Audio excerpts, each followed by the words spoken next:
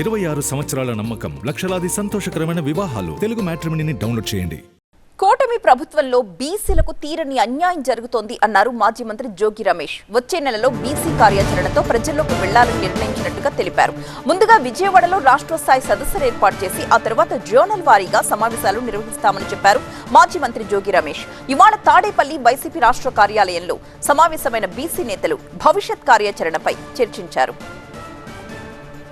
వచ్చే నెలలో విజయవాడ నగరంలో బీసీ నేతలందరం కూడా, వైఎస్ఆర్ కాంగ్రెస్ పార్టీకి సంబంధించిన బీసీ నేతలందరం కూడా ఒక సమావేశం ఏర్పాటు చేసుకునే దిశగా అడుగులు వేస్తున్నాం. రేపు రాబోయే రోజుల్లో జోనల్ వారీగా ఈ కార్యాచరణ తీసుకెళ్ళబోతా ఉన్నాం. జోనల్ స్థాయి నుంచి నియోజకవర్గాల స్థాయిగా తీసుకువెళ్ళి బలహీన వర్గాలం అందరం ఒక్కతాటి మీదకి వస్తాం. మరలా జగన్మోహన్ రెడ్డి గారి నాయకత్వంలో మనమందరం కూడా బలవంతులుగా మారటం కోసం శక్తి వంచన లేకుండా ప్రణాళిక రూపొందే దిశగా అడుగులు వేస్తున్నామని చెప్పేసి వెయ్యబోతున్నాం.